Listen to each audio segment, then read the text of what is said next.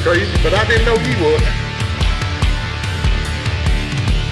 How did it run after that, Cat? It helped it. It didn't spin as much coming off the turn. Welcome to another high-octane episode of Southern Dirt Motorsports. Hello everyone, this is Steve Winstead with another edition of Southern Dirt Motorsports. Today we're up here in the rolling hills of Overton County in the community of Hilham, Tennessee, at Shane Barlow's garage. And our special guest today is Mr. Jerry Sullivan, and Shane Barlow is going to be joining with us. Gentlemen, welcome to the program. Thank you. Glad to be here. So, you raced at Hilham quite a bit. Sure did. How many years did you drive up there? 2 years. 2 years? 2 years, that's it.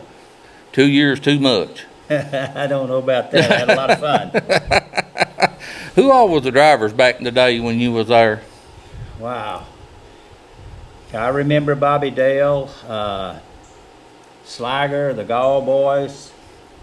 Taze drove for the Gall Boys, I think. McLaren. Gabe Sales? Now, to my knowledge, I never raced with Gabe. But he could have been. I'm not sure about that. But Alton Dennis.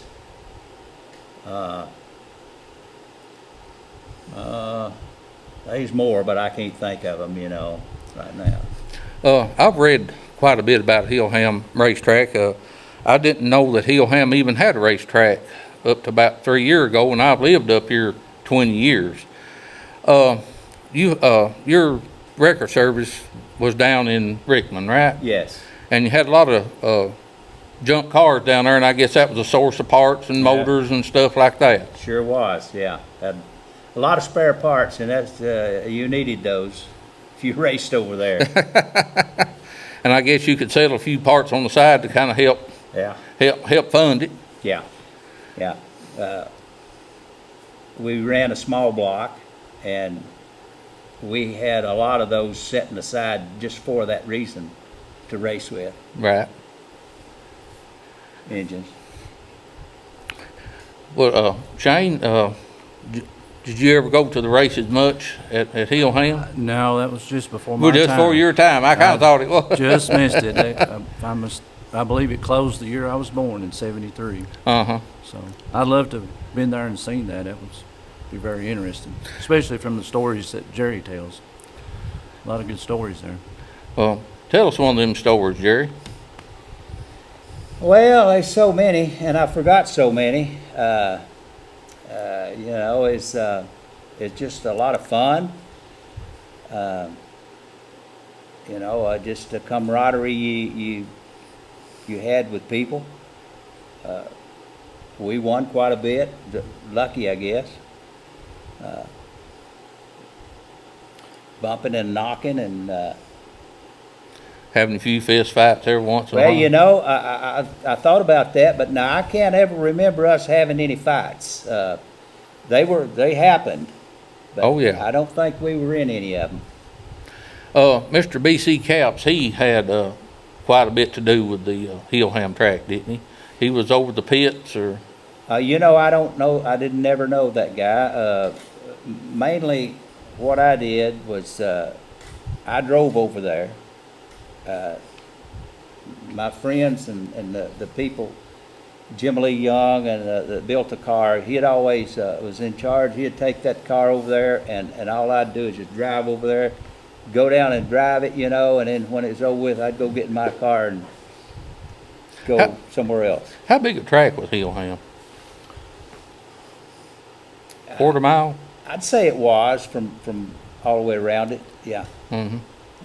I would love to have seen that track, but back in them days, my dad, the only races he'd go to was Sparta, and might even venture out to go to McMinnville and, God forbid, go to Crossville. Them the only three places I'd ever been. I'm sure I missed out on a whole lot up here. And they gave cars away at Hilham too, didn't they? Yeah, I think so, yeah. I read somewhere, I think the Overton County News, where a girl won a car, but she was so young they couldn't title it to her. She was underage. Yeah. Yeah, that's true. I remember that now. Well, what's some of your favorite memories of your driving career? Well, it's just that over time, the people, whenever we first started racing that little car, it's of course a unibody, Yeah. no frame, just halfway underneath it. And nobody thought it would work over there. He just kind of made fun of us and said, yeah, you're wasting your time. You know, they always had those big cars with big heavy frames and 57 Fords. And Yeah. so we went ahead anyway and built it and went over there, and it just did great. It stuck, you know, and I guess just the whole season, you know, was just a lot of fun. They protested us some. Thought we was running a real expensive engine, but that mechanic down there was brilliant on that. He loved to take an old engine that was using a little oil, nice and loose, and he'd take it and put the right carburetor on it and a little bigger cam, and it's just perfect, you know. Mm-hmm. No money hardly in it at all, and we was protested quite a few times and pulled right up there on the track and pulled the engine right out, or we'd have to forfeit the winnings, which wouldn't but, I believe, $125. But that was quite a bit of money back in. It was, and but you know we'd sell the engines. So we had plenty of those. Wasn't a big deal. Pull them out right there on the track and sell it to them. Jerry, you was talking about the car and being subframe. I know a story you've told me a lot of times. A lot of people don't know what kind of car it was, but today to hear what kind of car that was is like kind of mind-blowing to know that you cut up that kind of car to put on a dirt track when it was, what, 2 years old? Yeah, it was. That's right. I bought it in '69. That's the year I graduated, by the way, Mm-hmm. and that's what number I used on the car.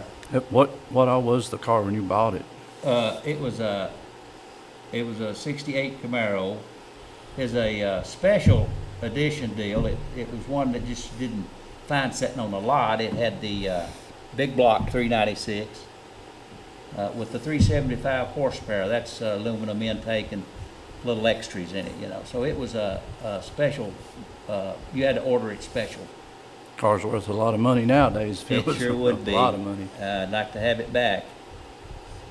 There's a lot of them old cars I wish I could see again. Yeah, boy. Yeah. I thought maybe Barlow here might get me one for my birthday. Yeah. Yeah, but it ain't happened yet. Well, we're looking for one. Well, it may happen one of these days. You can't never tell. Yeah, you can't ever tell. He'll have to hit the lottery though first. You know, it's a shame. A lot of these old cars, they was hauled off to pits or down Cookville or wherever, and just, you know. Yeah, I've done that a lot. Just push them over in the ditch, a gully or something, and bury them up. Mm-hmm. Yeah, I've done that. Did you ever run down around Sparta or McMinnville or anywhere, or just primarily up at Hilham? That's the only place we ever run. When Bob closed this one, Mm-hmm. our car was so beat up, it was breaking in two, and it wasn't actually able to run anymore. So we built a '69 Chevelle, and we took that to Crossville. And we went up there and raced one night with it, and apparently I was going too slow for them. And they put me in the wall up there, and it hit so hard. If I'm not mistaken, they've got unless they've changed it. Back then they had a wooden wall on the bleacher end. It was about 4 or 5 foot high. It was railroad ties or some type of wood. Yeah. And they spun me into that, and it hit so hard it just broke the engine loose from the frame, and that car was junk. So we never went back. That was it. Well, there's some hard hits to be had with racing. I'm sure. I never did drive, but I've seen a lot of hard hits, and of course, the Gene Wood wreck, I guess, is the one that stands out in my mind more than any. Wound up paralyzed, and that's a chance you take. When you get in, when you strap yourself in a car, even if it's a vehicle just going down the road, you're taking a chance. Yeah. Yeah, I think about that a lot now, but back then, I might have thought about it, but then it was gone, But now, it could very well happen to anybody over there. Was you ever injured any? Not that I know of. Very lucky. Very lucky. Well, what kind of advice would you give somebody that's looking to get into racing now? I know the times is different, but have you got any advice you could give? No, it's just been so long, I don't know what the rules and regulations. I have no idea right now what it would take and what you would need. You'd need money. Yeah, lots of it. But other than that, I don't know. Have you got any regrets in your racing career? No, none at all. All good times. Good times. Met a lot of good people. Bobby Blue is one of the best. And a lot of those guys that, like I said, we raced with, they're good people. I just never knew them that well. Yeah. I just didn't. At the time we raced over here, this was kind of a home track to some of them people. Yeah. A lot of them. Mm-hmm. And you know how it is when an outsider comes in. Oh, yeah. Well, we was considered an outsider. We was from Rickman. Mm-hmm. And, it was, how it goes. A lot of yeah. Yeah, he didn't know, does But it was all nice. It's all good fun. Yeah, good family fun. Yeah. It was something that people look forward to every weekend. Yes, they sure did. I remember you talking one time, Jerry, about when you used to use Jim's old wrecker to pull the car down there. And y'all be hanging off the back of the wrecker.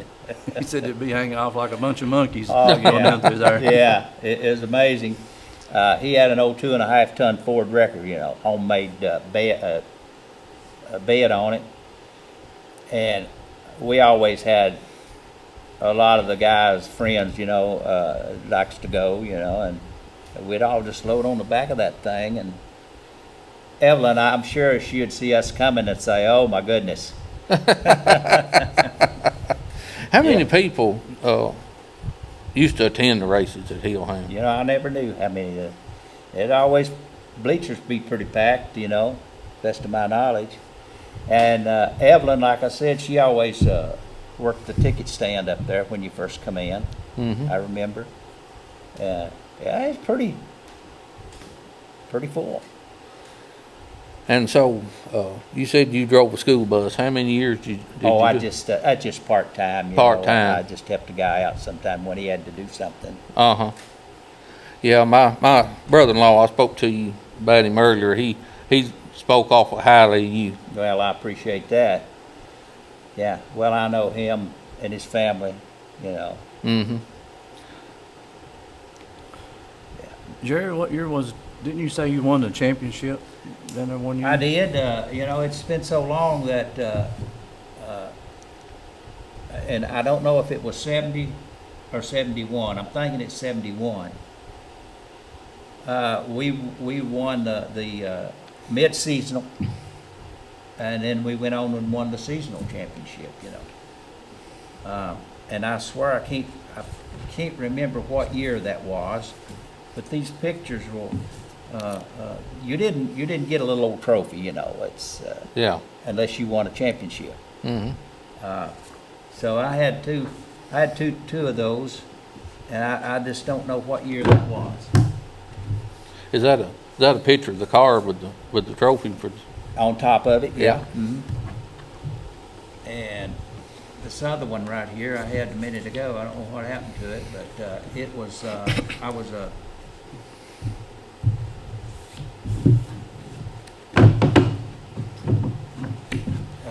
if you'll notice there, it's hard to see. These pictures were real old. I noticed the dates on them, what, 70? Yeah, and some of them was, yeah, there's the other one. If you'll see on top of the car there, it's barely noticeable. But this one had a little red thing down here. And of course, on the bottom, you can't see it. It had the date and championship and everything. And then this one, you can't see it, but they're different. This one's a pretty interesting picture to kind of show you history of Rickman. Yeah, The garage is still actually there.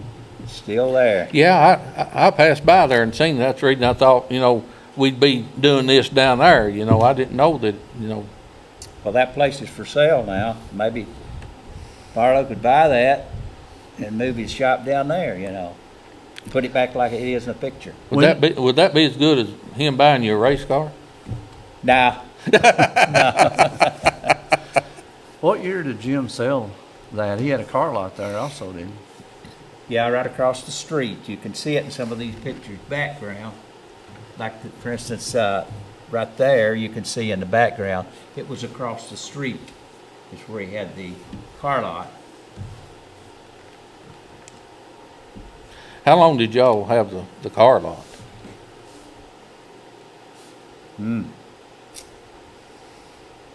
I'd say probably 2 or 3 years, maybe longer than that. It's just been so long, I can't remember, Time flies, don't It it? flies. And the older you get, the more it flies. It speeds up, doesn't it? It sure does. It just gets faster and faster and faster. Yeah, but now there's a picture you can see of of course they can't, unless you can zoom it in. In the background, you can see the car lot back there. And now, after he had the car lot, I think he built a building over there, yeah, and he had a restaurant over there for a while. Got the tow bar on the front of it. That's a tow bar. That's how we hauled it over there. Towed it. And if you was in the wreck, you had to get it back in shape good enough to pull it back home. Yeah. Well, let me ask you something. I've started asking people this. In your opinion, what would be the top 10 drivers in Hilham back in the day? Well, Bobby Dale was the hometown boy, and he was good. He was a good racer. I would say Bobby Dale, the Gall boys, I think Taze was the driver. I could be wrong on that, but I think he was the driver for the Gall boys. And after that, I couldn't tell you. That's the two stands out. Okay, how about top 5? We'll narrow it down.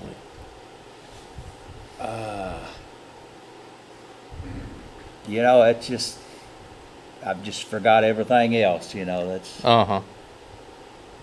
probably after this is over with, I'll say, oh, I forgot about that guy. Wouldn't Lynn Slager come over here a lot too? He came over a little bit, yeah. Lynn did. I didn't know Lynn, but he raced over there, but they had a lot of other places they went and raced. I don't think they was a regular. I'm not sure about that. Lynn drove for Bobby, didn't he? I think that so. was before he got hooked up with Houston Montgomery. Yeah, I think so, yeah. Yeah. Steve, I just happen to remember, it's in there in the house. I have someone dropped off a driver's sheet from the track where they rode out one day, still left over. If it's okay, I'll run in there and get that. It's got a lot of names on it. Yeah, we'll. Yeah, I would probably remember him if you called him off. Let me run in there and get that. All right. Okay. Jerry McLaren now, he raced over there, and he was awful good, but I think he was from up around Moss, Right. if I'm not mistaken. They had a 57 Chevrolet. 57 Chevrolet, real pretty 57, blue. I think his number was 7. Yep. Yeah, and he was a good driver. They talked like he had a Buick motor in that thing, and it was a good engine. Had a lot of power. Shane, read some names off your list right there and see what Jerry has to say about them. Yeah, this This friend of mine dropped this off. He said this came from, it was a list of drivers at the Overton County Speedway, and he wasn't sure the year, but he remembered having this. And these are in no particular order.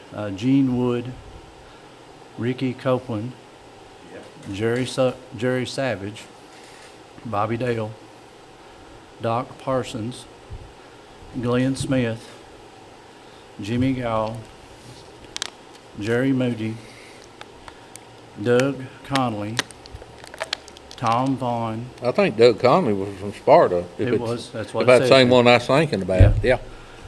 Tom Vaughn of Livingston, Jerry McLaren. I think you mentioned something about the McLarens before, didn't you? Racing. John Meadows, Sammy Thomas, Lynn Slager, Bob Cobble, Troy Goolsby, Perry Savage, Denny White, Harold Watson, Bobby Bowles, Carl Murphy, Paul Coleman, Johnny Young, Horace Long, Aaron Poston, Bob Turner, Wilburn Webb, Philip Beasley, Gary Phipps, Jackie Prophet, Tony Robbins, Lonzo Dillon, David Tays, Lloyd Williams, Herman Bean, Joe Atkins, Jackie Staggs, Freddie Cole, David Cole, Milburn Webb, Benny Davis, Mike Allred, Fred Flatt, Sheldon Barlow, Richard Harvey, Jack Greenwood, Paul Coleman, and Jerry Davis. That was, I'm not sure of the year. It doesn't have a year or anything like that on it, but You recognize any of them names? Yeah, I did actually. Watson, I don't know who he drove for, but he was a good driver. I think he is from Livingston. Harold Watson was flying. Harold Was he? Watson Slina.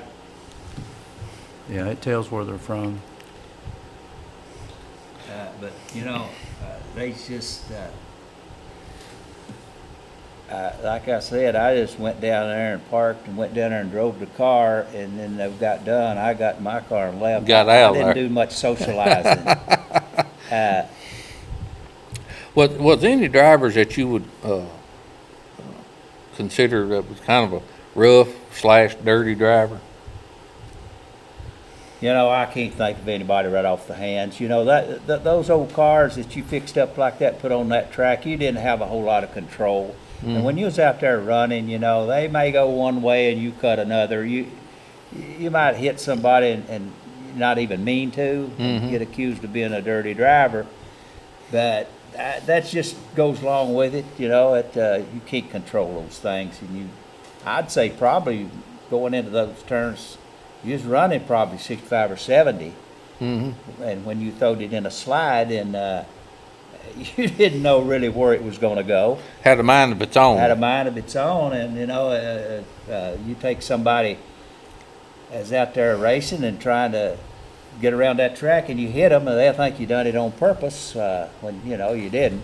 And I don't know about anybody else's car, but I'm telling you what, that was a job. When you take a 50 lap or ever how many laps that we run, that was hard work. I mean, my arms felt like it was going to fall off sometimes. I actually didn't know if I was going to finish sometimes because we had no power steering. Right. And it was, you got that front tire laid out, you know, in order to catch that curve. Help it turn. Help you turn. And it's hard to drive those things. Yeah. Or it was mine. Well, after you quit racing, did you wish you'd wouldn't have quit? Now, You ever think about starting back after you quit? No, I'm pretty You much had had enough. my feel of it, you know, when I didn't ever want to do it again. You're talking about those, you know, we had no windshield, Right. and as a dirt track, and Bob would get that thing wet.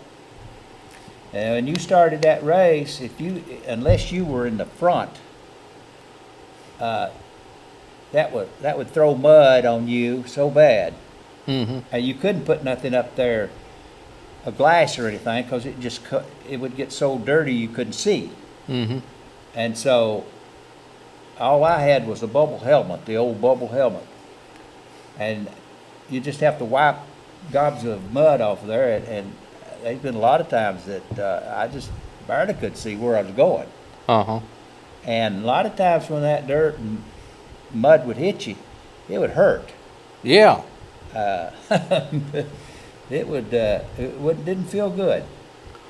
That was before the NASCAR has the tear-off sheets now. That was long before that, ain't it? Yeah, it'd throw mud on you. It hit you hard. I guess the best thing you could do is maybe carry a rag in your car and try to wipe your bubble off if there's a wreck or something during caution. Yeah. You sure needed one.